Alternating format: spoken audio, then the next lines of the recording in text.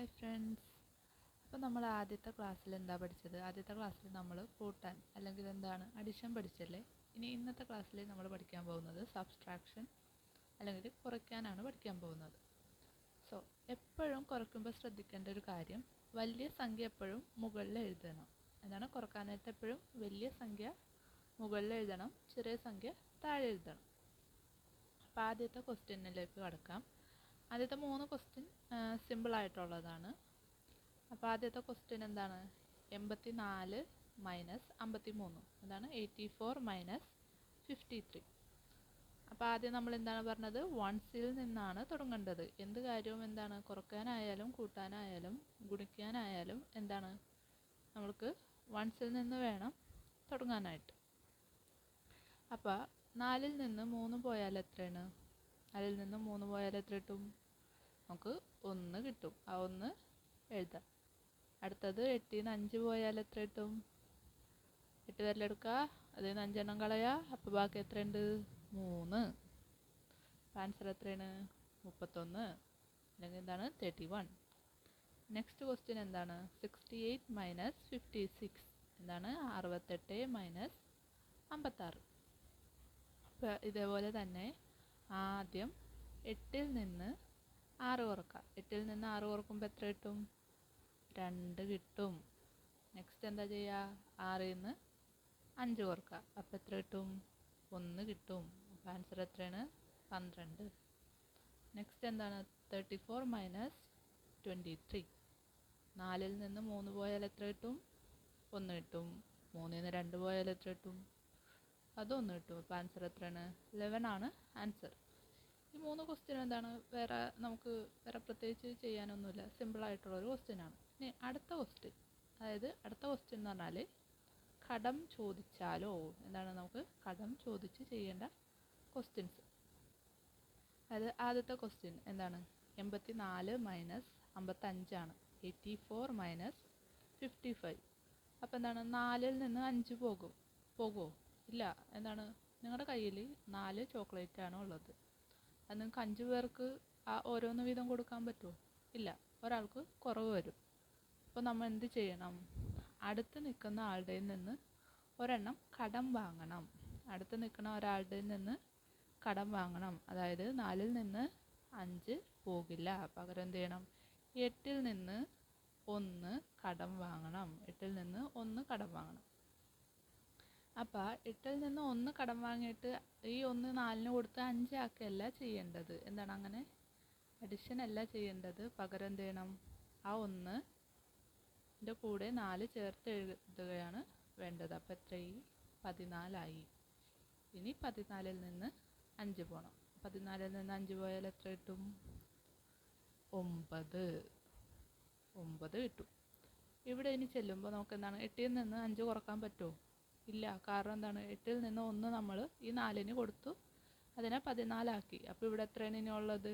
7 ആണ് ഉള്ളത്. എളുപ്പം നൈസായിട്ട് വെട്ടിയിട്ട് എന്താണ്, 7 ആണ് ഉള്ളത്. 7ൽ നിന്ന് 5 പോയാൽ എത്ര കിട്ടും? 2. അപ്പോൾ ആൻസർ എത്രയാണ്? 29.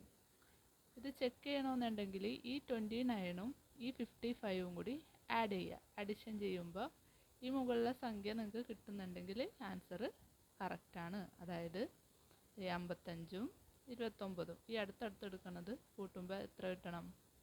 9 5 എത്ര കിട്ടും? 14. ശിഷ്ടം 1 84 എത്ര ആൻസർ കിട്ടും? കണ്ട. അപ്പോൾ നമുക്ക് എന്താണ്, മുകളിലത്തെ ക്വസ്റ്റ്യൻ ആൻസറായിട്ട് കിട്ടി. അപ്പോൾ എന്താണ്, നിങ്ങളുടെ ഉത്തരം ശരിയാണെന്ന് അർത്ഥം. ഇനി അടുത്തത് 4ൽ നിന്ന് 4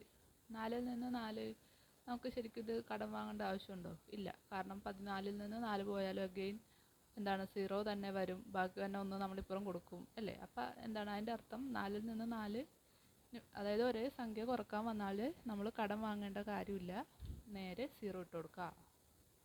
എന്താണ്, സെയിം സംഖ്യസ് വന്നാൽ എന്താണ്, നേരെ 0 ഇട്ട് കൊടുക്കുക. 8ൽ നിന്ന് 5 പോയാൽ എത്ര കിട്ടും? 3. ആൻസർ എത്രയാണ്? 30. അടുത്തത് 96 മൈനസ് 48. ആദ്യം എന്താണ്, 6ൽ നിന്ന് 8 പോകില്ല അല്ലേ. അപ്പോൾ നമ്മൾ എന്താണ്, 9ൽ നിന്ന് എത്ര കടം വാങ്ങണം? 1 കടം വാങ്ങണം. എന്നിട്ട് എന്താണ്, 7 മാറ്റുകയാണോ ചെയ്യണം? അല്ല, 6നോട് ചേർത്ത് എഴുതണം. അപ്പോൾ എത്രയായി? 16ആയി. 16-ൽ നിന്ന് 8 പോയാൽ എത്ര കിട്ടും? 8. ഇവിടെ എത്ര ആയിട്ടുണ്ടാവും? 9 മാറി 8 ആയിട്ടുണ്ടാവും അല്ലേ? ഇനി ആ 8-ൽ നിന്ന് 4 പോയാൽ എത്ര കിട്ടും? 4. അപ്പോൾ ആൻസർ എത്രയാണ്? 48. അടുത്ത ക്വസ്റ്റ്യൻ ഒരു 3 ഡിജിറ്റിൻ്റെയാണ്. എന്താണ്? 268 മൈനസ് 175. അപ്പോൾ എന്താണ്? 8-ൽ നിന്ന് 5 പോവില്ലേ? പോകും. എത്രയാണ്? 8-ൽ നിന്ന് 5 പോയാൽ എത്ര കിട്ടും? 3. പക്ഷെ ഇവിടെ നോക്കൂ, ഇവിടെ എന്താണ്? 6-ൽ നിന്ന് 7 പോകില്ല. അപ്പോൾ എന്താണ്? 6-ന് 1 കടം വാങ്ങാം.